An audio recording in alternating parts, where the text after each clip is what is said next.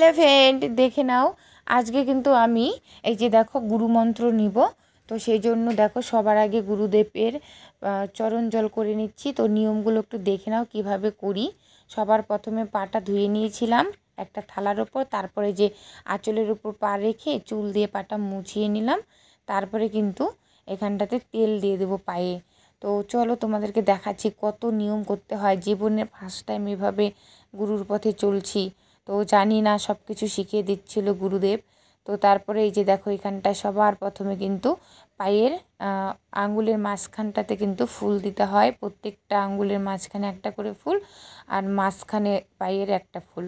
তো তারপরে হাঁটুর উপরে ডান হাঁটু বা হাঁটু, তারপরে হচ্ছে নাভিতে, তারপরে দিতে হবে আমাকে কাঁধে, ডান কাঁধে বা কাঁধে।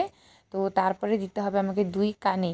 তো এই পাশ থেকে আমার দাদু এসে একটু ফুল দিচ্ছিলো, কম পড়ে গেছিলো, তাই তো লাস্ট ফুল দিলাম আমি মাথায়। তো তারপরে এই যে দেখো মালা, তো মালা পরাবো। কিভাবে মালা পরাতে হয় অত তো ভালো জানি না।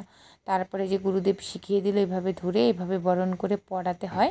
তো আমি সেটাই করে কিন্তু পরিয়ে দিলাম। আর আমি যেহেতু বড়, তো আমাকে ছুঁয়ে এই যে দেখো অর্পিতা বসেছিল, আর ভাই ছিল একটু পাশে দূরে, তাই জন্য ও আসেনি এখানটায়।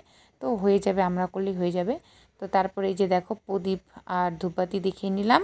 আর এই যে গামছাটা মাথায় দিয়ে নিয়েছি, কারণ মাথায় একটা কাপড় রাখতে হয় তাই।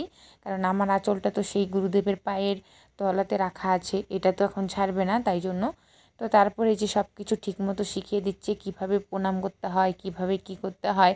এতদিন তো একটা অন্য নিয়মে চলতাম, এখন চলি অন্য নিয়মে। তো তারপরে আমার দেখো গুরুবরণ করা শেষ। তারপর এখানে দেখো আমার শাড়ির আঁচলে কিছু ফুল দিয়ে দিল, মানে গুরুদেবের আশীর্বাদী ফুল, এটা নাকি দিতে হয়।